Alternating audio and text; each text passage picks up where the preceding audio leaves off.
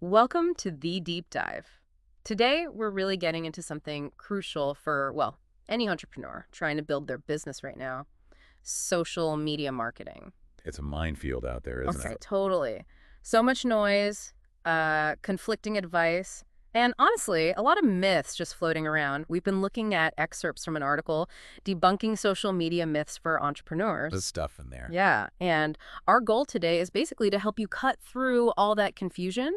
We want you to understand what actually works, Huh. help you build a strategy based on data, not just guesswork, so you're not wasting time or getting stressed out by bad info. Because it is overwhelming when you start. You see all these promises, overnight success stories. Exactly, or this pressure to be on every single platform.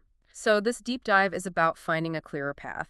And the source material does mention some resources, like pointing towards services at rapidboost.net, saying they offer expert help to sort of amplify your presence faster on the key platforms. Which can be useful if you're aiming for strategic growth. Right. Okay, so let's unpack these myths. Let's see what the data actually tells us. Absolutely. Building on solid ground is key. These myths, they lead straight to burnout, wasted cash, and stalled growth. You really need to know what's real. Okay, first big one. We have to tackle this right away. Going viral is the only way to succeed on social media.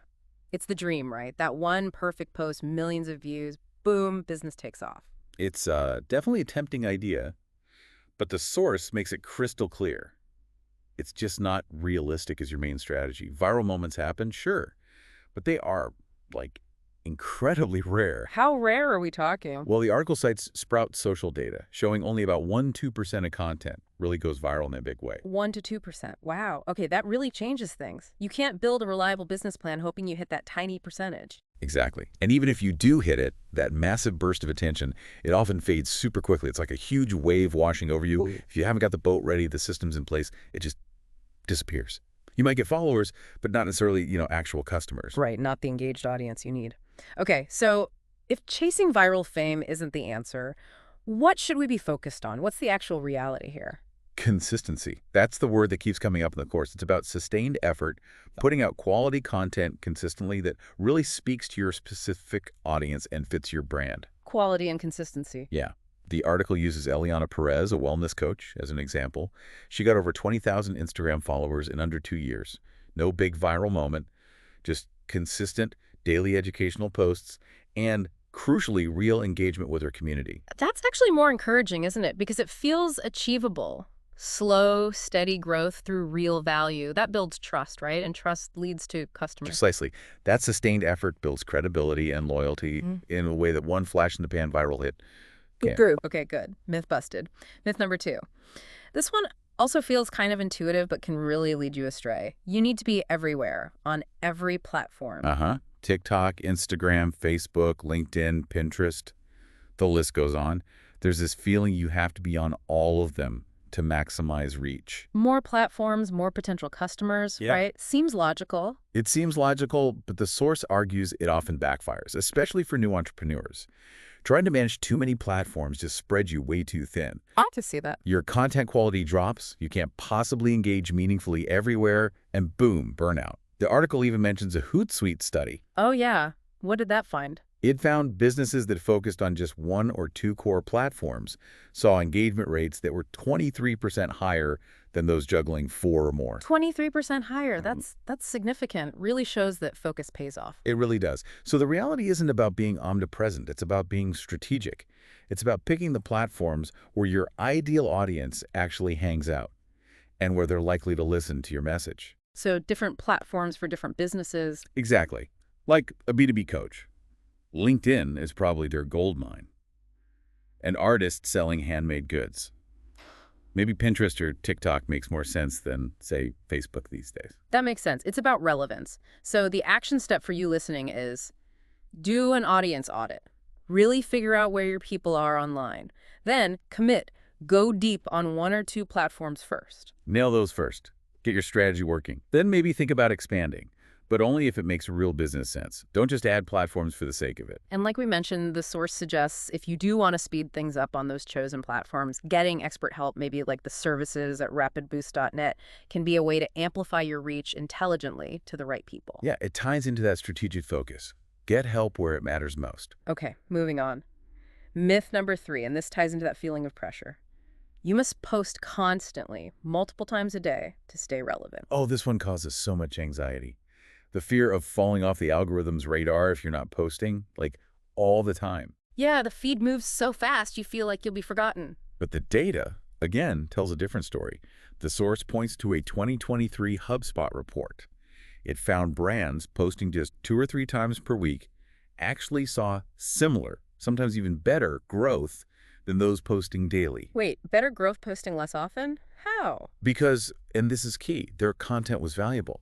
When you're forced to churn out multiple posts a day, quality almost always suffers. You end up with filler content. Rushed, generic stuff. Exactly. And audiences are smart. Algorithms are getting smarter too. They prioritize stuff that people actually engage with, find useful, find interesting. Quality trumps sheer quantity. So it's not about flooding the feed, it's about making each post count. Precisely. Yeah. People want insights, tips, stories, entertainment, not just noise. The article mentions a skincare brand, Skin Scientist. They only post 2 detailed videos a week. Only 2. Yep. But those videos get tons of shares, saves, comments, because each one is packed with real, science-backed advice people can actually use. High value. That makes perfect sense. You'd remember those 2 valuable posts way more than 10 forgettable ones. So for you listening, the big takeaway is shift from a posting schedule to a value schedule. Ask yourself, how often can I realistically create something genuinely helpful or engaging? Then use your analytics. See what works, what resonates, and do more of that. That relationship you build through value, it beats high-frequency noise every time. Okay, myth number 4. This one's a bit of a reality check for many. Social media is free marketing because, signing up is free. Ah, yes, the free myth. It's Yeah. free to get an account, sure. But thinking you can build real business traction on social media for 0 cost. The source says that's just not true. It leads to a lot of disappointment. So what are the hidden costs then? Well, first and foremost, your time. An entrepreneur's time is incredibly valuable, right? That's a huge investment. Then there's content creation itself. Good photos aren't always free. Maybe you need editing software, to design tools, perhaps even help with writing captions. Okay, time, content costs. What else? Tools. As you grow, you'll likely want scheduling software, better analytics tools. Those have subscription fees. And then there's the big one, paid advertising. While you start organic, reaching further often means paying to boost posts. Right, the ad spend. So it adds up. It definitely adds up.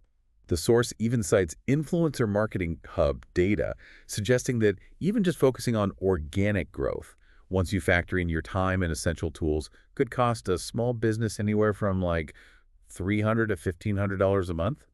Free isn't really the right word. And on top of that, the article points out that organic reach itself, the number of people seeing your posts without you paying, is actually declining on a lot of platforms. That's a really critical point. Algorithms are often prioritizing paid content now, or content from accounts people already interact with a lot, just relying purely on organic. You might find very few people actually see your stuff. So it's not an either organic versus paid. No, the source really recommends a hybrid approach. Keep creating that awesome, value-packed organic content to build your community and trust. But also, be ready to strategically invest in paid ads to amplify your best content or reach specific new audiences as you grow. Use both levers. Smart. Okay, let's tackle myth number 5. Follower count is the most important metric. This one feels like the hardest to shake, maybe? Because it's the big number everyone sees. It is the most visible, which is why it's such a classic vanity metric. But the source really drills down on this. A huge follower count means very little if those followers aren't engaged. Meaning they don't interact. Right, or if they're not actually in your target market, or if they're never ever going to buy from you, what's the point then? Yeah, 1 million followers who don't care about your product isn't really helping the business, bottom line. Not at all. The article shares a great story about a fitness coach, Marcus Yang. He got like 50,000 followers pretty quickly from some content that went semi-viral. Okay, sounds good so far. But his sales barely moved. It was only when he consciously shifted his strategy away from just getting followers towards creating content that sparked real conversations, asking questions, replying thoughtfully, engaging in DMs, that his revenue actually tripled. Tripled, even if his follower growth slowed down. Exactly. Because he started focusing on the quality of interaction, not just the quantity of followers. That's what drove actual business results. Wow. That really says it all. Engagement over eyeballs. Totally. The reality is that meaningful interactions, likes, comments, shares, saves, DMs, clicks to your website, and ultimately actual conversions, those are far more important metrics. Platforms themselves are increasingly rewarding content that sparks genuine dialogue. So if you're listening, instead of obsessing over that follower number, what should you be tracking? The source suggests focusing on things like your engagement rate. What percentage of people who see your post actually interact with it? Track conversion rates, who clicks your link and signs up or buys. Look at audience retention on videos. Even sentiment analysis, are people saying positive things in the comments. Those are the metrics that show real impact. They tell the true story of how your brand is connecting and whether it's actually driving business, not just collecting passive followers. Okay, final myth for today, number 6. Anyone can do social media marketing without expertise. Just because the apps are easy to use, right? Anyone can post. Yeah, it feels simple on the surface. Create profile, post picture, done. But the source warns that's a dangerous oversimplification. Effective social media marketing, that's actually a pretty complex field. More than just posting pretty pictures then? Oh, much more. Yeah. It requires understanding, like audience psychology, how the algorithms work, and they change all the time. Knowing different content formats, basic SEO for discoverability, how to read analytics properly, staying up to date on best practices. It's a real skill set. It sounds like a full-time job in itself. It can be. And entrepreneurs who treat it like a serious professional function, whether they learn it themselves or get expert technicals, help see way better results. The article mentions a pottery business, Simply Ceramics. They were just kind of posting pictures, not much happening. And They hired a social media strategist. Result, a 300% increase in online sales in 8 months because the strategist built a proper content plan, used targeted ads, things they just couldn't manage effectively on their own. 300%. Okay, that definitely underscores the value of expertise. So the takeaway for you listening is recognize that this is a skill. Invest in learning courses, reading, following experts, and don't be afraid to get help if you're stuck or want to move faster. Absolutely. Partnering with specialists, whether it's a freelancer, an agency, or using services like those mentioned earlier, can really shorten that learning curve and accelerate results. Right. Okay, so we've knocked down 6 big myths that can seriously derail entrepreneurs. The article nicely sums things up with 4 clear, actionable steps for building a smarter, myth-free strategy. What were those again? Okay, step 1, the absolute foundation. Define your clear business goals and narrow your audience. Know why you're on social media for your business and exactly who you're trying to reach. Be specific. Goals and audience first. Got it. Step 2. Choose your platform strategically. Don't try to be everywhere. Pick the 1 or 2 platforms where your specific audience actually spends their time and where your brand fits naturally. Focus there. Master those first. Focus is key. All right, step 3. Prioritize value-driven content. Make everything you post serve a purpose to help, inspire, or entertain your specific audience. Use your analytics. Listen to what resonates and give them more of that. Quality over quantity. Value, quality, listening. And the final step, number 4. Build skills and systems. Acknowledge that expertise matters here. Invest time in learning, keep experimenting, track your results, and critically, don't be afraid to seek out expert help or resources like courses or exploring services like rapidboost.net to build the capabilities you need to succeed. That's such a clear roadmap. Define goals, choose platforms, prioritize value, build skills. So wrapping this up, the big message from this source seems really clear. Sustainable social media success for entrepreneurs isn't about luck or frantic posting or chasing viral dreams. No, it's about focused, strategic, consistent effort. It's about knowing your audience, choosing your battles, delivering real value, and continuously learning and adapting. And by ignoring these myths, by focusing on what really works according to the data and these examples, you listening can actually save so much time and energy. You move from just, spinning your wheels and hoping for the best Right. to actually building something effective, something measurable that helps your business grow. It's about moving from anxiety to intentional action. So maybe take a look at your own social media efforts after this. Are any of these myths still guiding your actions? Be honest with yourself. Audit your approach, let go of those limiting beliefs, and really commit to a smarter path. And maybe a final thought to chew on, building on that myth about follower counts. If the real goal isn't just getting seen by the most people, but connecting deeply with the right people to drive actual results, how does that shift in purpose change the way you think about your content, your interactions, maybe even the whole point of your social media activity starting right now?